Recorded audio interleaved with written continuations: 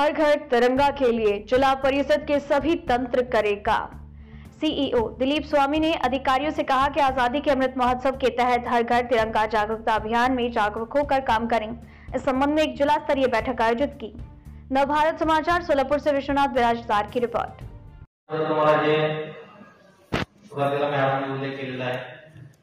आता ईशाने बोलत होते तोच विषय आहे हर घर तिरंगा।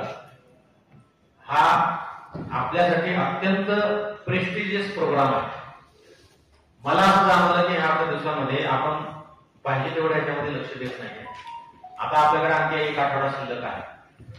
तर हर घर तिरंगामध्ये 13 ऑगस्ट ते 15 ऑगस्ट या कालावधीमध्ये आपल्या तालुक्यातील प्रत्येक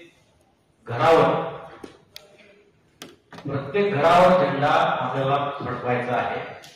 आतापर्यंत फक्त शासकीय कार्यालयावर होता, पण यावर्षी शासकीय कार्यालयावर असणार आहे, निमशासकीय कार्यालयावर असणार आहे, उद्योगावर असणार आहे, इंडस्ट्रीवर असणार आहे, घरावर असणार आहे।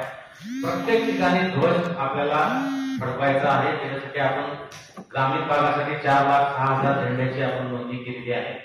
त्याच्यामध्ये बचत गटाने 1.5 लाख झेंड्याची जबाबदारी घेतलेली आहे। दुसरा, केंद्र शासनाकडून काही ध्वज उपलब्ध होणार आहे आणि काही लोकल 1-2 मिनिटं जिल्हाधिकारी महोदयांनी फायनल केले। त्याची माहिती नंतर तुम्हाला ईशान्य देतील।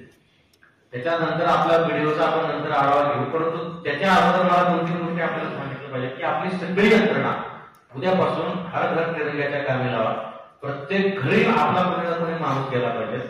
मी परवा बसल्या विचार केला, ग्रामीण भागामध्ये आपले किमान 15 ते 20 कर्मचारी आहेत। सगळे शोधायला लावा आपल्या ग्रामपंचायतच्या सन्माननीय ग्रामसेवक महोदयांना की 15 ते 20 लोक पाणी पुरवठ्याचा आहे, एमएससीबीचा आहे, बँकेचा आहे, पतसंस्थेचा आहे, ग्रामपंचायतचा आहे, आयसीडीएसचा आहे, पीएससीचा आहे, उपकेंद्राचा आहे।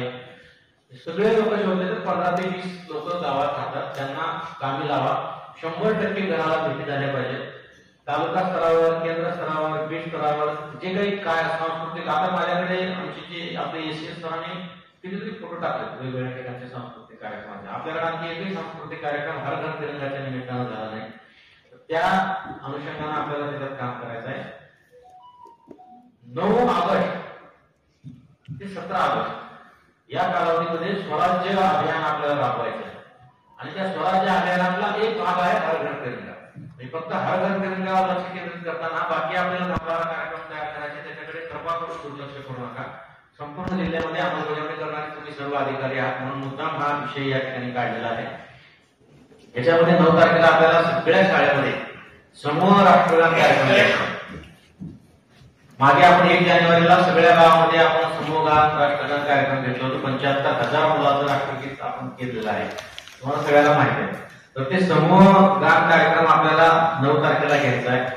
त्याच्यानंतर 10 आणि 14 ऑगस्टला आपल्याला सांस्कृतिक कार्यक्रम घ्यायचा आहे। 10 आणि 14 मी मुद्दाम टाकले कारण 10 तारखेला जिल्हाधिकारी महोदयांनी रंगभवनमध्ये ठेवले। 14 ऑगस्टला आपण शिक्षण विभागाच्या शिक्षकांच्या माध्यमातून आपण जरूर साहेब घेतोय। 14 ऑगस्टला हा आपण घेतोय जिल्हा स्तरावर। या धर्तीवर तालुका स्तरावर कार्यक्रम झाले पाहिजे। तालुका स्तरावर सांस्कृतिक कार्यक्रम त्याच्यासाठी प्रायोजक घ्या, कोणीतरी गावातले कोणी व्यापारी आहेत, कोणी इंडस्ट्रियलिस्ट आहेत, प्रायोजक घ्या, त्यांचं बॅनर लावायला हरकत नाही। तर त्याच्या माध्यमातून स्वच्छता मोहीम आपल्याला घ्यायची आहे 10 ते 15 ऑगस्ट मध्ये। आपापल्या कार्यालयाची, गावात जिथे जिथे घेता येईल स्वच्छता मोहीम घ्यायची आहे। वृक्षारोपणाचा कार्यक्रमाचा आता काम ऍडिशनल साहेबांनी नियोजन केलेलं आहे। वृक्षारोपण 9 ते 17 ऑगस्ट मध्ये घ्यायचं, प्रभात फेरी घ्यायची आहे 9 ऑगस्टला। मागे आपण 1 दिवस सैनिकासाठी म्हणून कार्यक्रम घेतला होता बघा। आपण 2 महिन्यापूर्वी तो कार्यक्रम घेतला, आता शासनाने त्यांच्या कार्यक्रमामध्ये इन्क्लूड केला। म्हणजे आपण काही असं उगाच काही कार्यक्रम घेतला नव्हता की माजी सैनिक आणि स्वतंत्र सैनिकाचा आपल्या स्वातंत्र्याच्या मध्ये फार मोठा रोल आहे आणि आज हे सैनिक सीमेवर काम करतात म्हणून आज आपण श्वास घेऊ शकतो चांगल्या पद्धतीनं।